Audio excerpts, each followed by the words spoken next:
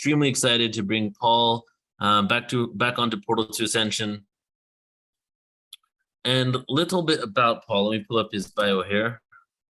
You've probably seen Paul a few times on Portal Ascension the last few years. We've been doing a good amount of things together, and just an amazing individual with so much insight. Our conversations are always so profound, and we just go deep with really not just, he shares so much. His own YouTube channel, Paul Anthony Wallis, and then also on the Fifth Kind, he's going over many different topics there. But his own research in regards to biblical truth has been something close to my heart, something that I've really, have looked into myself. And so when I found Paul, and I was introduced to Paul by Omar, and started going to his information, I was just eating it up, just really going deep into all this awareness. And you can check out a few of our interviews we've had on our YouTube channel, Portal to Ascension, YouTube/Portal to Ascension, and you can see how much fun we're having these conversations.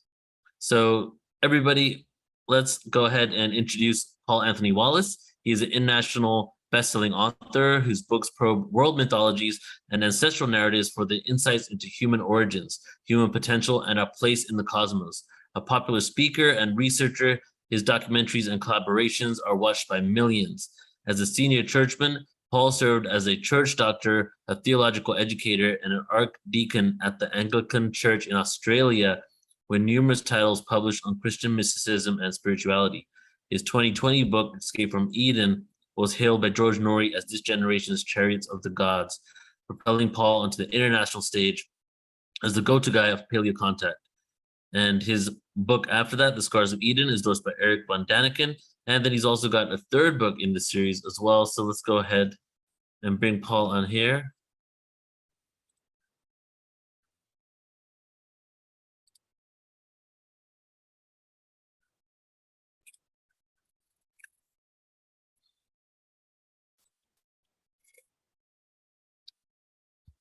There we go.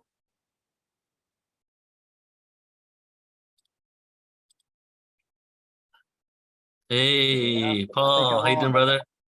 What's that? G'day, Neil. It's great to be with you. Thanks for having me today. Yeah, it's good to see you too, man. How you been? It's been full on. It really has. But I bet, so hopefully you can kind of share if there's anything new, because we haven't really connected in a while too. So, well, you mentioned the third book. So Echoes of Eden is the new book this year in 2022. So that we're still in the launch phase of that, really. It came out in May, and I've just recorded the Audible version of Escaping from Eden. So that'll be available on Audible, Amazon, iTunes, other platforms very soon. And heaps of other things going on as well. So it's been a full 2022 already. Beautiful, brother. All right, so what are you sharing with us today? Are you doing a PowerPoint, or are you talking directly? What's the setup? I'm low tech as always. I'm just going to share some thoughts without any slides or any technology.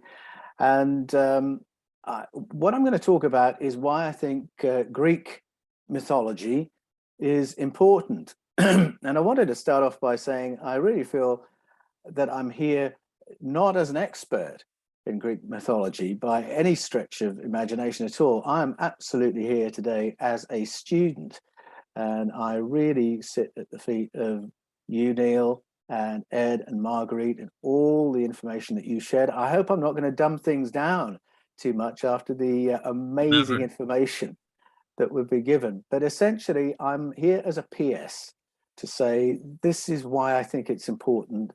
This is why it's important to me. So that's sort of the angle I'm taking. Okay, beautiful. Well, you can take it away, and I'm here. So if you want me to engage, get some questions, I'll be in the background. All right, thanks, Neil. Well, my introduction to Greek myth was at school, and I was introduced to this amazing canon of literature as if I was being introduced to a canon of stories of a single layer. So essentially the layer was this: moral tale, adventure, tragedy.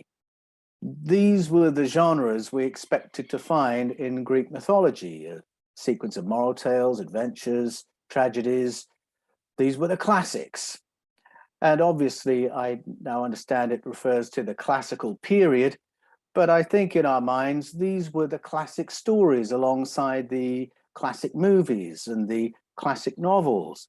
The idea being that these were stories which had survived, had persisted, because they tell us truths about ourselves, which they certainly do. But I think the background presumption brought to our study and our reading of the classics and of Greek mythology was the kind of thought expressed by the German philosopher Feuerbach when he said, God is man writ large. And I think that's how we approach the Greek gods.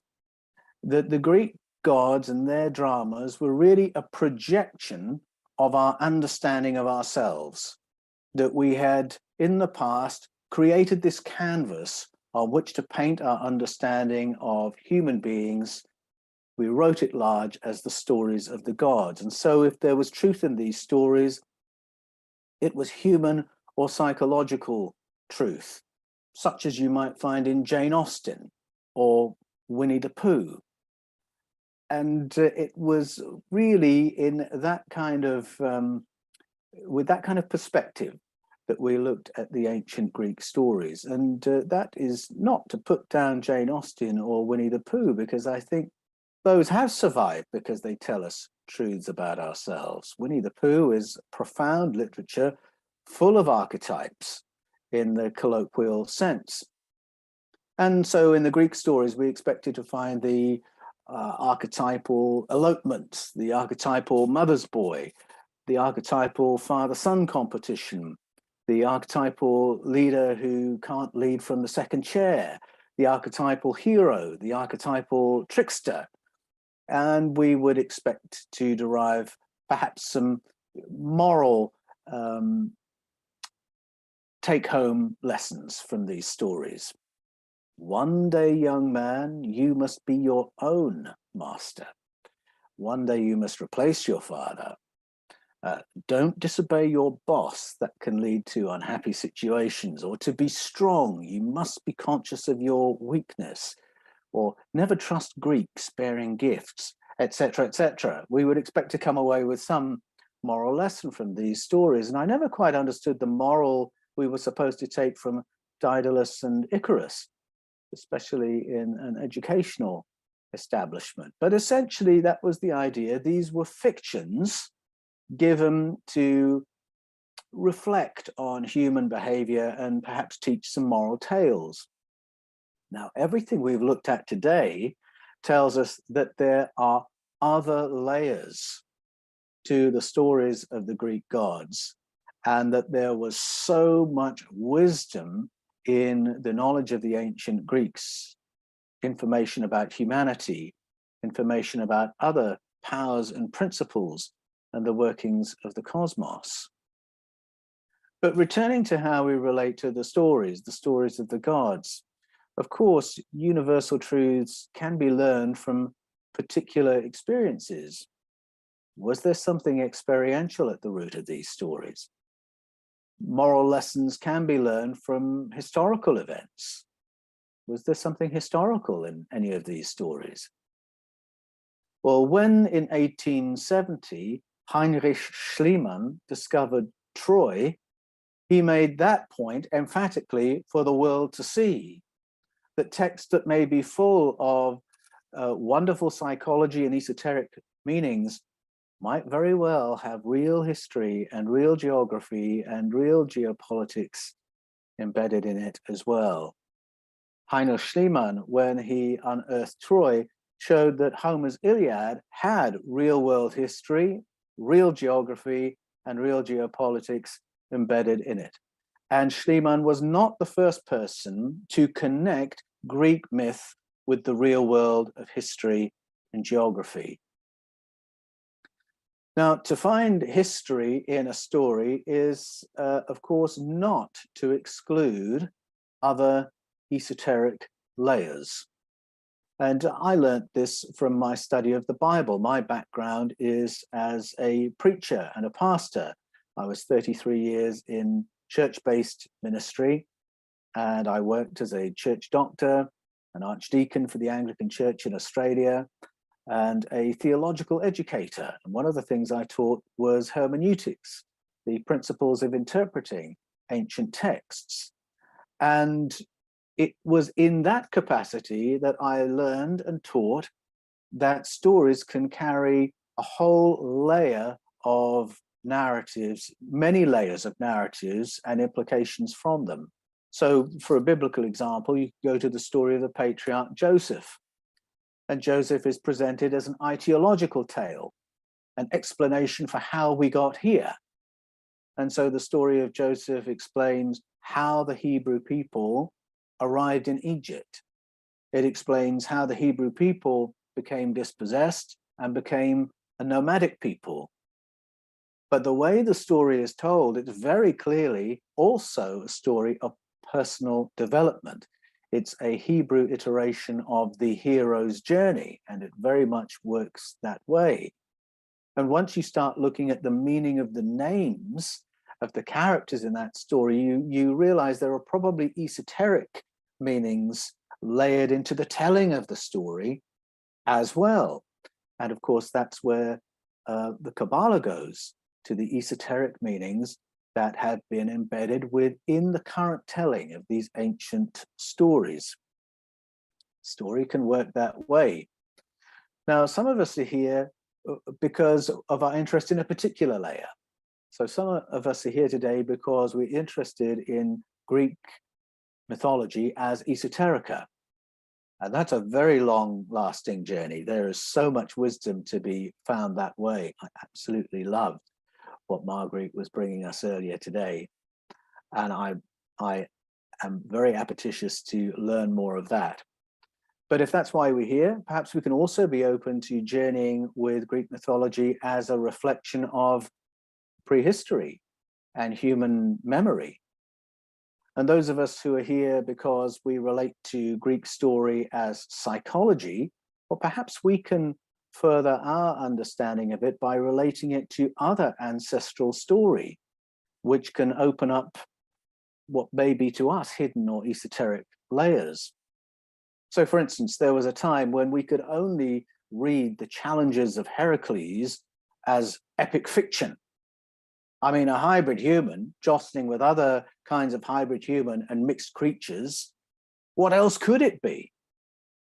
But if we read the challenges of Heracles alongside the Epic of Gilgamesh, or the Hebrew story of Jacob and Esau, or along the modern science of Homo neanderthalis, Denisova, and the Dragon Man from China, or read it alongside the world's dragon narratives, well, other layers open up. I wonder if the story of Heracles might relate to the story of the emergence of Homo sapiens sapiens as the alpha species on planet Earth. Do these other narratives shine light on the Greek mythology and invite us to ask different questions of it? Sometimes the hidden layer, the esoteric layer, might actually prove to be an historic layer. And Heinrich Schliemann was not the first person to propose this. So, for instance, to echo what Neil told us, and Neil, I absolutely am in awe of that presentation. I'm going to go back over it. I'm going to download those slides and really study them.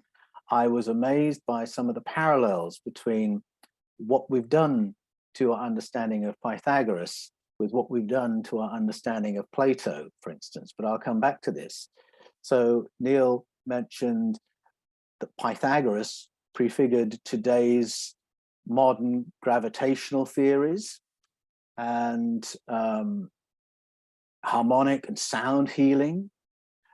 Aristarchus taught us that the earth revolves around the sun. How long did it take us to recover that and understand that that is real world cosmology? Thales taught that everything is made from water. Well, that's only 2 oxygen atoms from modern real world atomic theory. Anaximander, Anaximenes would seem to be prefiguring what we're learning now about the fabric of space and what matter actually is. Or are we relearning something that really was understood in quite a sophisticated way in the deep past? We learn to ask different questions of these ancient stories with the discoveries we make in the present.